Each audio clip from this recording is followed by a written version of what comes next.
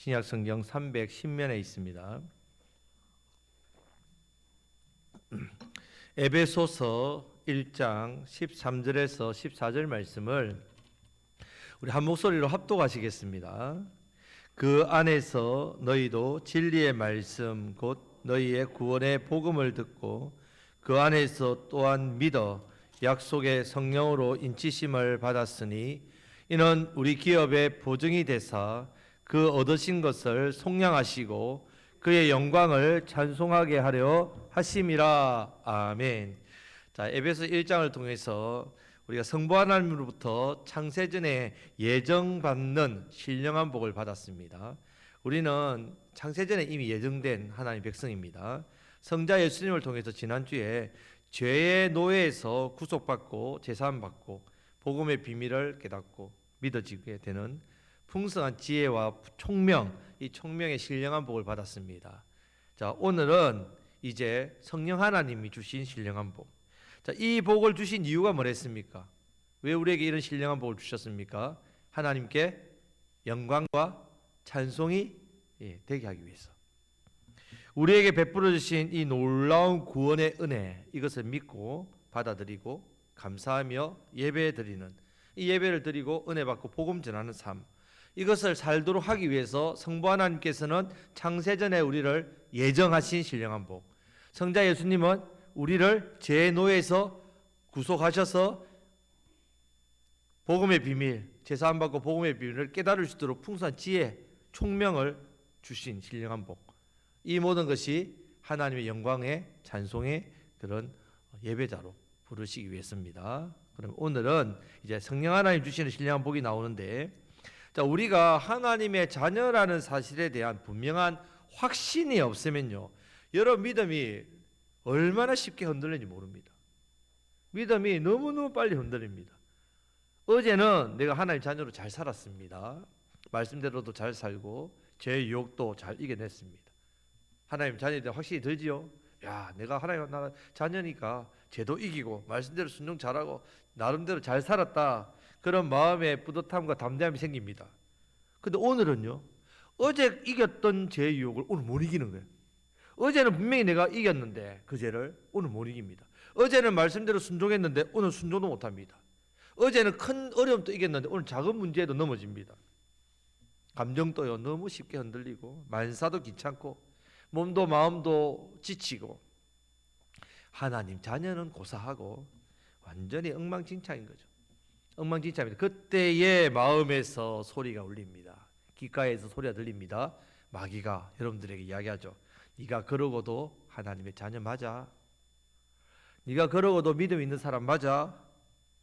그 느낌이 들면 그때부터 내 믿음이 온데간데 없이 막 흔들리죠. 막, 아, 진짜 내가 하나님 자녀 맞냐? 화내고 분노하고 죄짓고 또 흔들리고 낙심하고 죄책감 빠지고. 자, 그런 우리에게 성령 하나님께서 주시는 신령한 복이 있다는 말, 중요합니다. 성령 하나님이 이런 우리에게 신령한 복을 주시는데 그 복이 13절 말씀에 나옵니다. 자, 다 같이 읽겠습니다. 그 안에서 너희도 진리의 말씀 곧 너희의 구원의 복음을 듣고 그 안에서 또한 믿어 약속의 성령으로 인치심을 받았으니. 아멘. 자, 인치심이 나옵니다. 하나님의 것이라, 하나님 것이 되었다는 보증. 여러분들 집 계약할 때 뭘 겁니까? 처음에 그냥 바로 들어갑니까? 돈을 다 지불합니까? 계약금 걸죠. 이 보증금이라 하잖아요. 보증. 그러면 돈은 다 지불 안 해도 이 집을 내가 계약했다는 증거죠. 자, 보증입니다. 야, 약속의 성령님이 보증하시는데 인치심, 딱 인치심, 이것이 신령한 복입니다. 성도로 우리가 하나님의 자녀가 되었다는 보증이 뭡니까? 여러분들이 말씀대로 잘 순종해서 앞에서는 어제는 하나님 자녀답게 살았기 때문에 오늘은 자녀답게 못 살았으니까 흔들립니까? 하나님 자녀에 대한 보증이 뭐냐? 따라 하시겠습니다. 성령님의 인치심. 자, 인치심. 자, 인치심이라는 말은 도장을 찍었다는 말입니다. 자, 도장을 찍었다는 것도 두 가지 의미가 있습니다. 첫 번째는 내 소유다. 내 소유. 두 번째는 보호하겠다는 말입니다. 보호. 인치심은 보호하겠다는 뜻입니다. 자, 제가 신학대학원을 다닐 때 그때 뭐 전도사 사례 30만 원 받아가지고 책 몇 권 사면 없습니다. 천하가에 왔다 갔다. 그러니까 책이 귀하죠. 한 권을 사더라도 최대한 돈을 아껴 사는데, 그러면 그 책이 소중하니까 거기다가 책 도장을 만들어서 찍습니다. 왜냐하면 이 책이요, 같이 공부하는 전도사들이 다 똑같이 갖고 있단 말이에요. 똑같은 책이란 말입니다. 잘못했다가도 네 책인지 내 책인지 모르잖아요. 그러다 보면 뭐 어떤 사람이 내 책이다 이러면 내 책인데 나도 이 책이 샀어 이러면 어떻게 됩니까? 그러니까 도장 딱 찍어놓으면 보소 내 이름 있지 않습니까? 증거가 된다는 말입니다.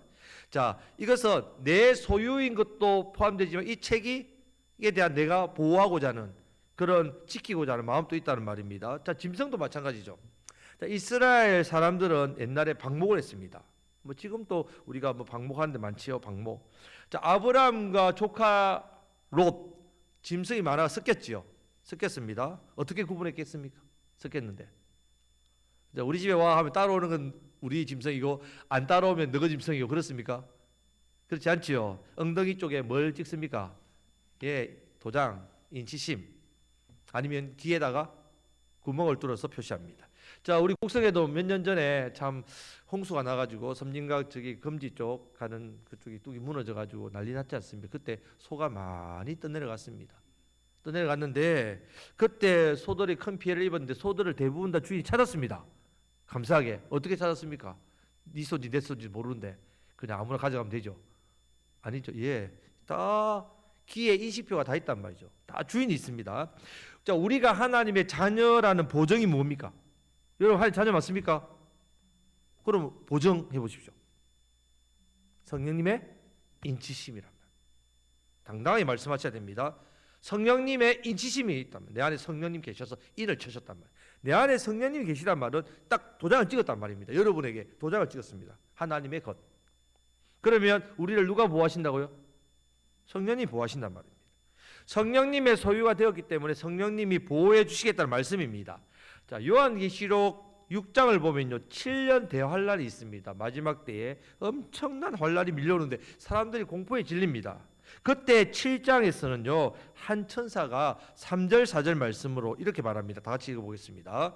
이르되 우리가 우리 하나님의 종들의 이마에 인치기까지 땅이나 바다나 나무들을 해하지 말라 하더라. 자, 4절 읽겠습니다. 내가 인침을 받은 자의 수를 들으니 이스라엘 자손의 각 지파 중에서 인침을 받은 자들이 40만 4천이니라. 14만 4천이니라. 죄송합니다. 14만 4천이니라. 네. 자, 세상이 하나님의 심판으로 재앙나팔이 불립니다. 7나팔이 불리면 7대접이 쏟아지고 7대접이 쏟아지면 7인이 떼어지고 7인이 떼어지면 예수님이 재림하시는데, 자, 지금 재앙의 나팔이 불을 때에 하나님께서 성도를 구분해서 보호해 주겠다 약속입니다. 인치심을 받은 자들까지 그 인치에 서서 보호할 때까지 땅이나 바다나 나무를 해하지 않겠다 하신단 말입니다. 그러면 인치심을 받지 않는 자는 이제 어떻게 되냐?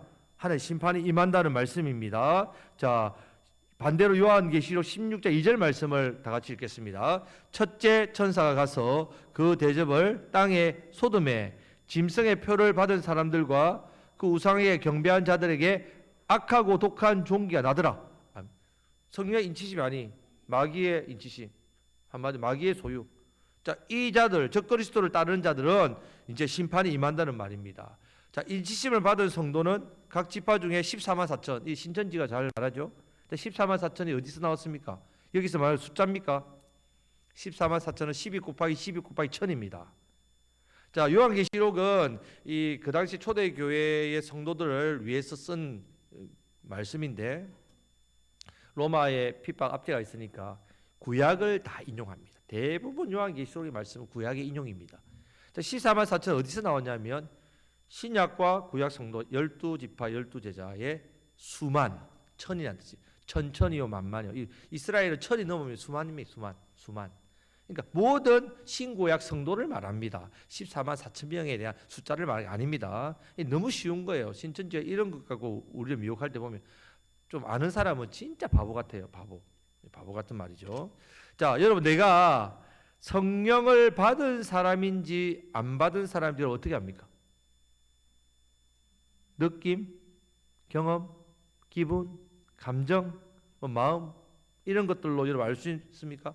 내 느낌이요. 성령님 내 안에 계세요. 안 느껴질 때는 어쩝니까? 제가 좀 성격이 급하면 또 사투리 나오죠. 어쩝니까? 여러분 성령님이 내 안에 계신 것, 자 그러면 반드시 성령으로 인치심을 받는 과정이 있습니다. 과정. 자 13절 말씀을 다시 한번 읽어보겠습니다. 그 안에서 너희도 진리의 말씀 곧 너희의 구원의 복음을 듣고 그 안에서 또한 믿어 약속의 성령으로 인치심을 받았으니 아멘. 자, 두 가지 과정을 겪은 사람은 무조건 성령의 인치심을 받았다고 보면 됩니다. 감정과 상관없습니다. 첫 번째는요, 뭘 들어야 됩니까? 예, 계속 말씀을 좀 띄워주세요. 진리의 말씀을 어떻게 해요? 들어야 됩니다. 들어야 됩니다. 자, 우리가 하나님의 말씀을 계속 들어야 됩니다. 그러면 그 속에 뭐가 생깁니까? 믿음이 생긴단 말이에요. 믿음. 그래서 두 번째 단계가 어떤 단계라고요? 믿어. 이 말이 나옵니다. 믿어. 그러니까 믿는 자에게 뭘 준다고요? 약속의 성령으로 인치심을 준다 했습니다. 스스로 진단하면 됩니다. 고린도전서 12장 3절 누구든지 성령이 아니고서는 예수님을 주라 할 수 없댔습니다. 예수님이 주님이신 그 복음의 말씀을 들어야 돼요. 들으면 이것이 믿어지는데 이 믿어짐을 누가 믿게 해주신다고요? 성령님. 늘 말씀드리죠. 우리는 예수님을 믿은 것이 아니라 예수님을 믿게 되었지요. 내가 믿은 게 아닙니다. 믿음의 선물입니다. 스스로 진단해 봅니다. 계속해서 내가 성령이 내 안에 있는 분인지는 쉽게 내가 하나님 말씀을 들을 때 즐거우냐, 하나님 말씀을 들을 때 기쁨이 일어나느냐, 하나님 말씀을 들을 때 깨달음이 있느냐. 저는 하나님 말씀을 들어도 도통 이 말씀이 잘 안 들립니다. 물론 설교를 하는 목사의 문제도 있지만, 그런데 하나님 말씀을 들으면 말씀 그대로 듣는데 이 말씀이 도통 이 말씀이 내 마음에 와닿지 않아요. 이 말씀이 무슨 말인지 정말 막 머리가 아픕니다. 말씀을 들을 때에 믿어지지 않습니다. 그러면요, 또 말씀을 듣는데 딴 생각, 잡생각이 계속 밀려옵니다. 그러면요, 죄송합니다만 성령을 내가 과연 받은 사람인가 한번 생각해 보셔야 돼요. 내가 정말 성령을 받은 사람이 맞는가? 말씀을 듣고 믿음이 생긴 사람, 말씀을 듣고 예수님을 나의 구원자로 믿는 사람은 성령님을 받은 사람입니다. 느낀 감정, 경험 아무 상관없습니다.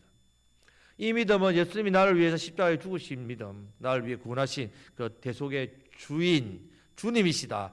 이 예수님 믿어지는 사람, 자, 이 믿어지는 사람은 반드시 그 말씀대로 살게 되어 있다는 말입니다.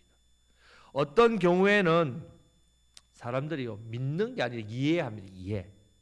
교회를 오래 다니다 보면요, 내가 이해하면서 말씀을 이해합니다. 이해. 그래서 성령을 받았다고 착각합니다. 그 증거가 뭐냐면 삶의 변화가 없어요. 삶의 변화가 없습니다.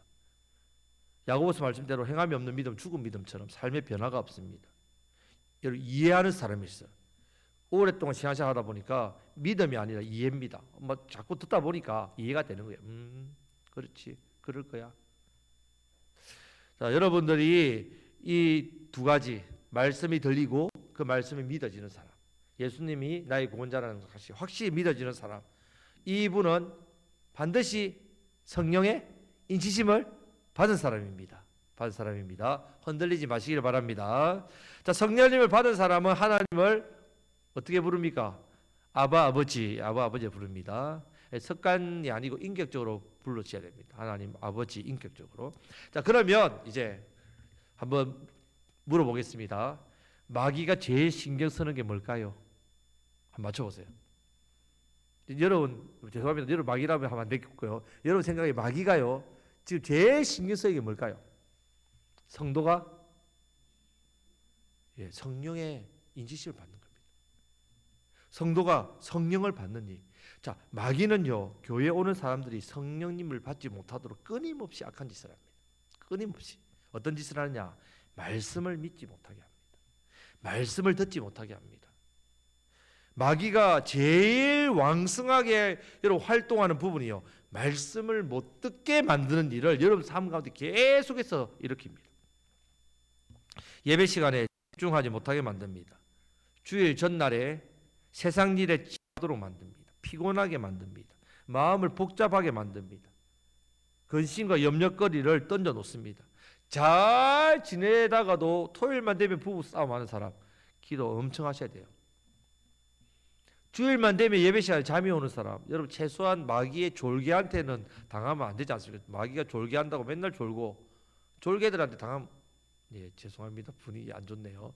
여러분들이 예배 시간에만 졸음이 온다. 내가 원래 예배 시간에 피곤해요. 그래 생각하면 안 됩니다. 여러분 존다는 것은 말씀을 못 듣는 겁니다.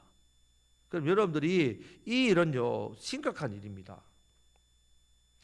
마귀는 도둑이고 강도라 했지요. 우리 집에 여러분 도둑질 하러 왔다면 도둑놈이 뭘 훔쳐가겠습니까? 제일 감 나가고 좋은 걸 훔쳐가겠죠. 쓰레기 들고 안 갑니다, 여러분. 여러분 쓰레기 둔다고 도둑놈이 쓰레기 청소 잘해준다 생각하면 안 됩니다. 여러분 제일 중요한 거 좋은 거 들고 가지요. 가장 비싼 거, 비싸고 좋은 거 훔쳐갑니다. 누가복음 8장 12절 말씀을 보면요, 이 부분이 마귀 하는 일입니다. 같이 읽겠습니다.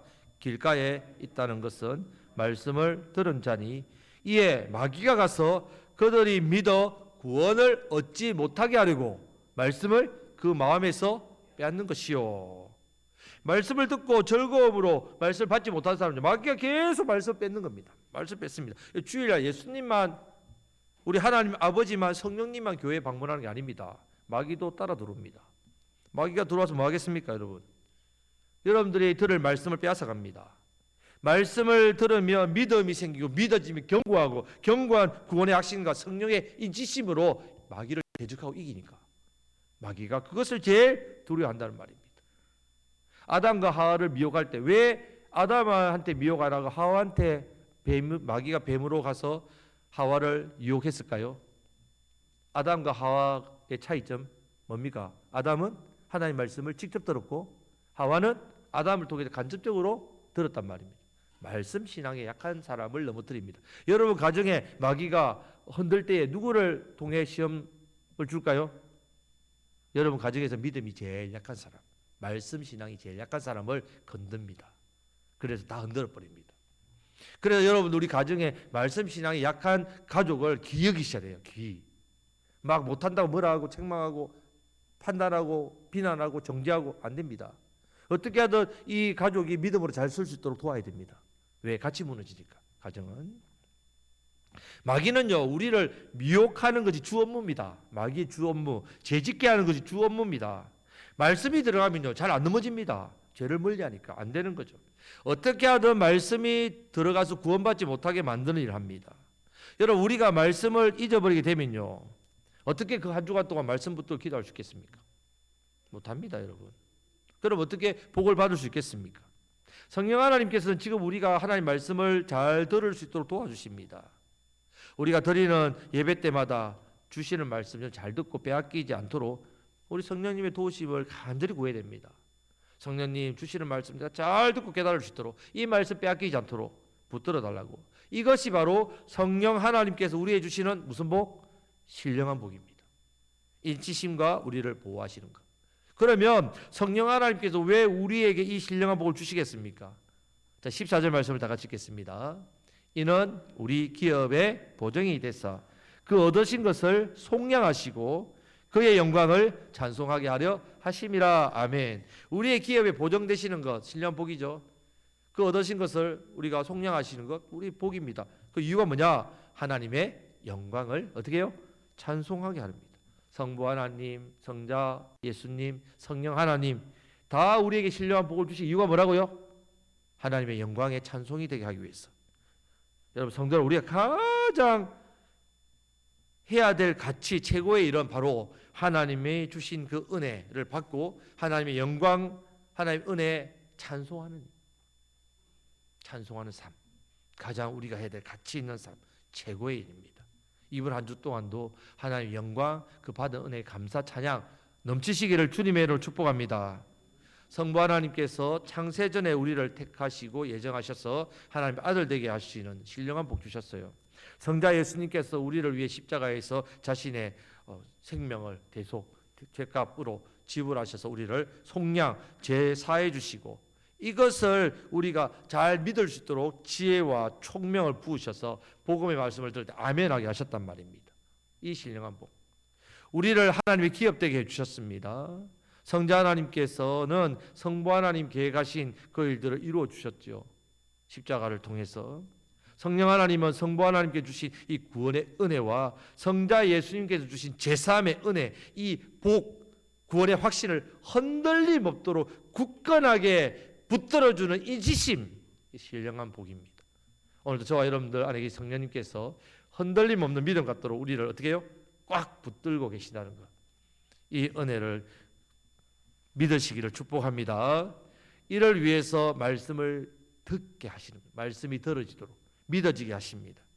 성부, 성자, 성령 이 삼위 하나님께서 우리에게 이런 신령한 복을 주신 이유는 그 은혜와 영광을 뭐하게 하기 위해서?